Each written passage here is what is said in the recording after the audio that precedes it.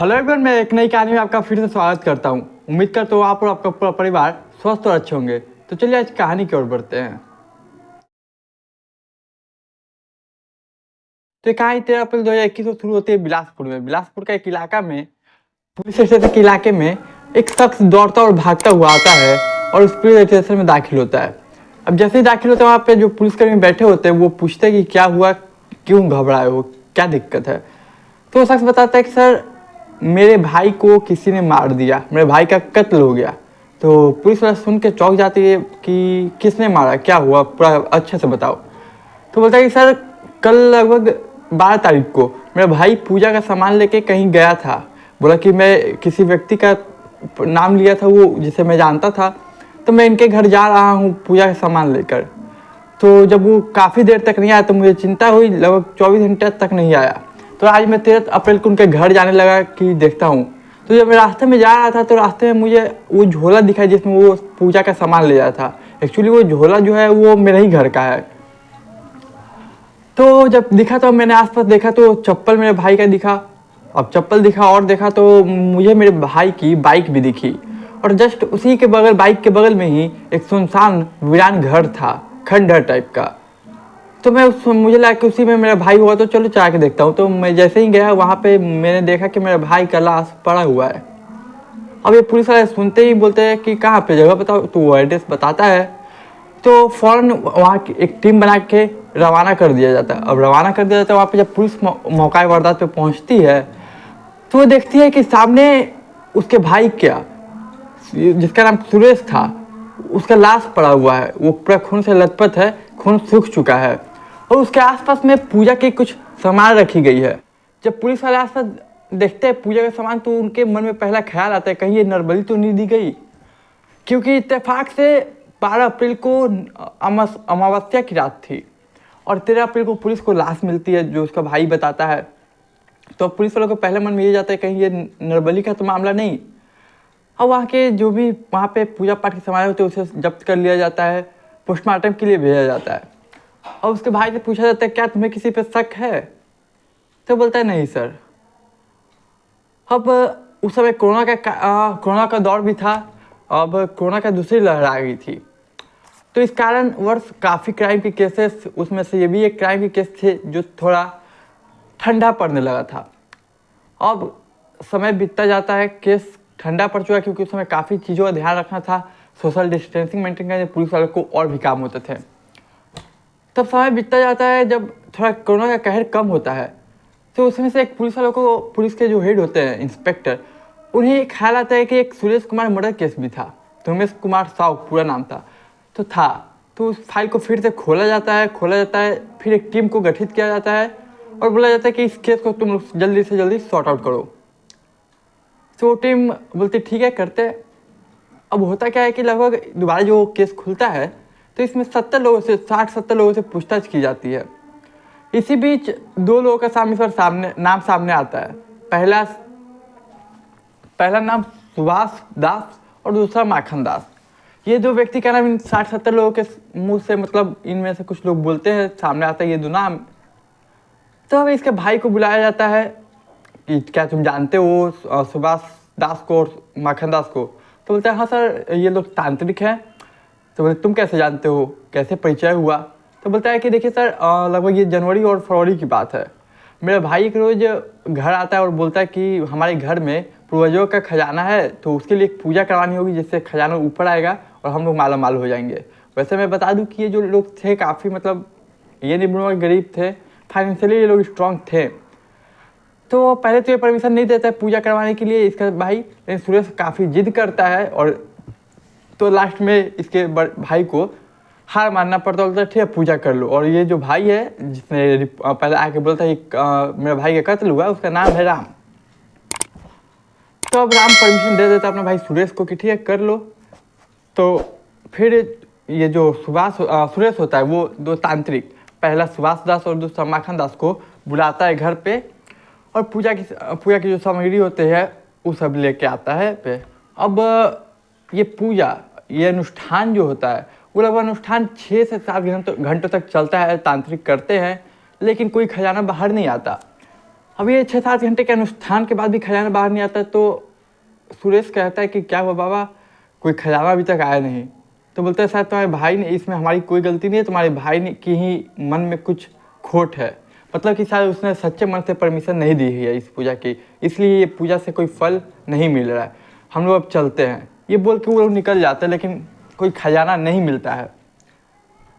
तो अब बेचारा सुरेश उदास, क्योंकि उसे खजाने के लिए उसने पूजा की और एक मोटी रकम दी थी इस पूजे के लिए, पर कोई खजाना मिलता नहीं है। तो ये सब बात सुन के पुलिस इन्वेस्टिगेशन करते, पता करते कि ये सुभाष दास और माखन दास कहाँ है। तो सबसे पहले माखन दास पकड़ा जाता है लगभग 16 नवंबर 2021 को। फिर उससे पूछा जाता है कि सुभाष दास कहाँ है। तो माखन दास बोलता है कि ऐसे तो मुझे नहीं पता, लेकिन लास्ट टाइम जब हमारी बात हुई थी सुभाष दास से, वो कहीं जबलपुर के किसी कॉलेज में या किसी जगह वो सिक्योरिटी गार्ड का काम कर रहा है। तो अब ये पुलिस निकल जाती है जबलपुर के लिए, बिलासपुर की पुलिस जबलपुर के लिए निकल जाती है, वहाँ जाती है, वहाँ के आसपास की पुलिस से हेल्प लेती है। अब सभी लोग मिल के इस सुभाष दास को खोजते हैं। काफ़ी एजेंसी जो कि सिक्योरिटी गार्ड रखती है उन्हें कांटेक्ट किया जाता है। कांटेक्ट करने के बाद फाइनली एक एजेंसी वाला बताता है कि वो एक मेडिकल कॉलेज में सिक्योरिटी गार्ड के पोस्ट पे तैनात है। अब पुलिस जाती है वहाँ पे, सुभाष दास को उठाती है, फिर वापस लाती है और इन दोनों की कुटाई करती है, पूछताछ करती है अपने अंदाज में। तो ये राज खोल देते हैं कि क्या हुआ, कैसे हुआ और क्यों हुआ। सबसे पहले कि तुम लोग पूछती पुलिस की तुम लोग मिले कैसे, तुम्हारी जान पहचान, क्या प्रॉब्लम मारा, बताओ क्यों मारा तुमने। तो बोलता है सर, पहले अपने बारे में बताता है सुभाष दास। बोलता है सर मैं बचपन से तांत्रिक वाली बात, तांत्रिक पे मतलब मंत्र उच्चारण से, ये सब चीज़ों से खजाने दबे खजाने बाहर आते हैं, ये सब में मैं काफ़ी इंटरेस्टेड था। मेरी पढ़ाई लगभग 8, 9, 10 तक हुई है, काफ़ी इंटरेस्टेड था, तो मुझे इसी में मन लगता था। लेकिन घर वाले हमेशा मुझे बोलते रहते थे, बट मेरा मन इसी सब में लगता था और मैं इसी के मतलब जो भी हो सकता था यहाँ से ज्ञान बटोरने का काम बटोरता था। लेकिन घर वाले मुझसे परेशान थे। लेकिन अब होता क्या है कि मेरे घर वाले शादी करते हैं, उन्हें लगता है कि शायद शादी कर दूँ तो ये सब से दूर हो जाएगा, थोड़ा जिम्मेदारी आएगी, तो क्योंकि ये पूरा बेरोजगार था।